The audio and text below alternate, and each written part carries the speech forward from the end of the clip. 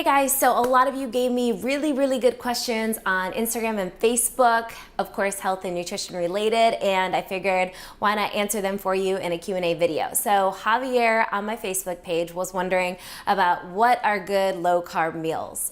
So first of all, let me say I think carbs do have their place in the diet.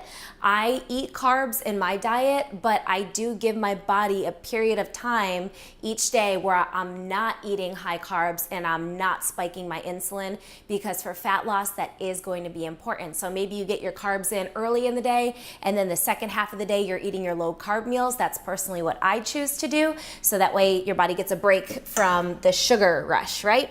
Okay, so I figured let me just be real with you guys and show you what's in my fridge. I did not clean it for this video, so you just get me as I am. It's a little bit messy in here, but whatever. So today, actually, after I do this video, I'm gonna be running around like a chicken with my head cut off, and so I already prepped a meal early this morning, and this is something I would consider a low carb meal.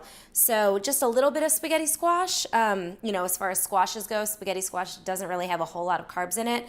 Broccoli, definitely a low carb thing, and chicken with mustard. I love mustard on my chicken. It's really good. So that is an example of a meal that I would eat. I eat something about that size 6 times a day, and I'm probably gonna add a little bit of olive oil on there for my healthy fats. So that is, I don't know, maybe like a few hundred calories in there. And another thing that I absolutely love, I mentioned about spaghetti squash, right? So when I cook my spaghetti squash in the oven, I literally just take it out and boom, throw it in my fridge and we're done. So my food prep is like super simple. So I love spaghetti squash with chicken and seaweed flakes. And then the final thing that I really like is this mayonnaise. It's made out of avocado and eggs. It's so awesome. And I eat it every day. It's my healthy fat of choice. So basically what I do is I take some of this organic spinach and I throw in like a tablespoon to a tablespoon and a half of this. Throw in some chicken. My favorite salad dressing is apple cider vinegar and stevia. In case you can't tell, I'm really OCD, so like every spice has a home in here, and if you put the spice in the wrong spot, I'll slap you. So stevia's home is right here, and you basically just take like a packet of stevia, about a tablespoon of this, and put it in the spinach, maybe like a little bit of that, the chicken, stir it all up. If you're crazy like me, you can put seaweed flakes on there. I love seaweed flakes. These make everything taste good. They make it taste salty, but there's not a whole lot of sodium in there. Only 2% of your daily value of sodium. That's really good. So you don't have to do the seaweed flakes. They're kind of expensive too. They're like $8 for a thing of seaweed flakes. So I really like them though, so I do it. So those are my low carb options that I would suggest. Hard-boiled eggs are great. This is a hard-boiled egg, so it's not gonna crack on you. Berries are really good low glycemic index fruits. So if you're in the mood for something a little sweet at night, sometimes I'll take like a couple of berries with a tablespoon of almond butter, throw some stevia, vanilla extract on there, and you got yourself a nice little dessert that's not gonna like give you the sugar rush and make you gain weight. And typically, like I mentioned, you want to give your body a period of time where you're not spiking your insulin if fat loss is important to you, because when the insulin spikes, the fat burning stops, which, you know, people typically don't like that. Okay, so hopefully that answers your question, Javier. I have to refer to some of y'all's Instagram names because they're a little interesting. So I didn't mean to put you on the spot here, but at ZZ Imran Khan ZZ. He asked me, what do you do if you don't feel like dieting or going to the gym? So that's a really open-ended question, but so the way I think about it is everyone's gonna have days when they don't feel like going to the gym. You're gonna have those days where your motivation is just down in the dumps, and you just have to be prepared for that, because that's just a part of life. We all have good days, we all have our bad days. Even the most successful person in the world has their bad days. So you have to prepare yourself by, one, visualizing your goal. Something that's really helped me over the years is there's a YouTube video, and I think if you type in power of positive thinking, you'll find it. Maybe I should like post it as a link on this YouTube video. I'll do that because this video has really helped me. So it teaches you how to visioneer.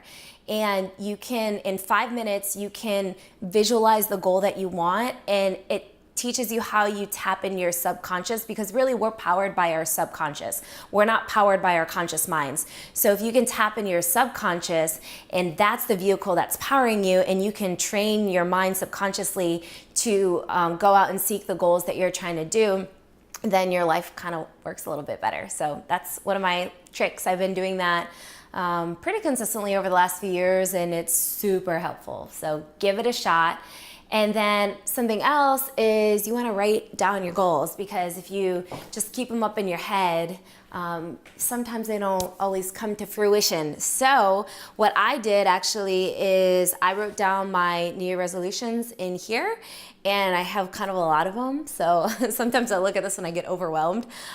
Maybe you shouldn't come up with a million different goals, but I just really detailed and, gave myself clear instruction of how I wanted to reach them. So like, I'm just going to pick a random thing on here. I put, I want to help someone win prize money. There's a contest going on, a weight loss contest, and I'm working with a group of people, and I'm like dedicated to helping someone win that prize money.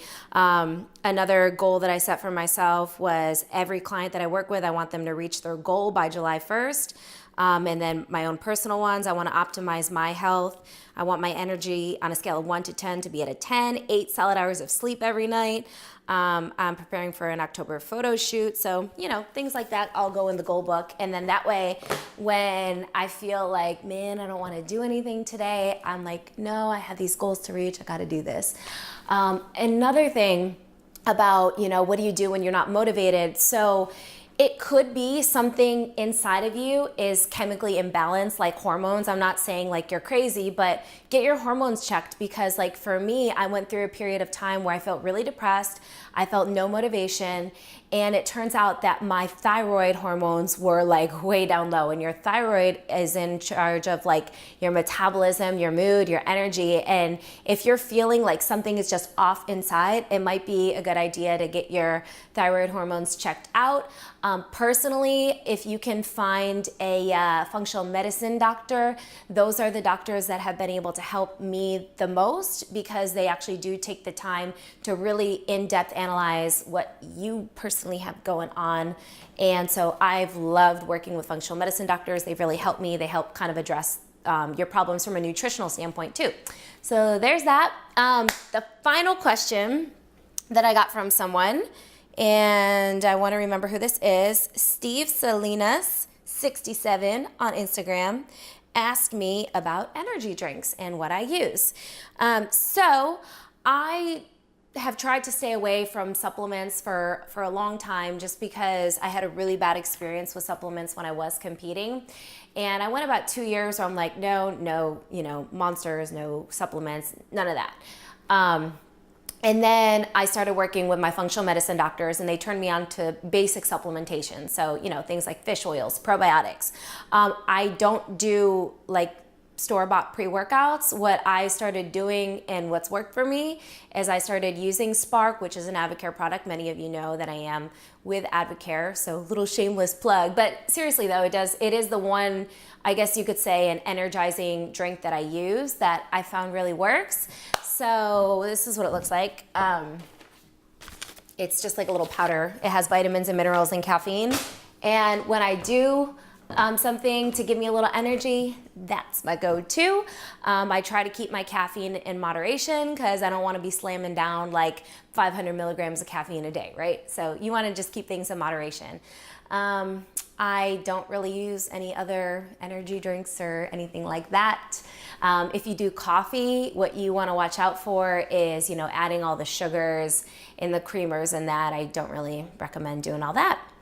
Don't recommend sodas either, so stay away from that. So those were the 3 questions that I picked out for y'all, and if I didn't answer yours, it's not because I don't love you, but go ahead and shoot me another, comment with your question again. And I did write down everyone's questions, so I'm going to try to get to them in future YouTube videos. One really good question that I got was about counting macros. That's a whole other separate video topic, so I'm going to bring my friend in to help me answer that question for you guys.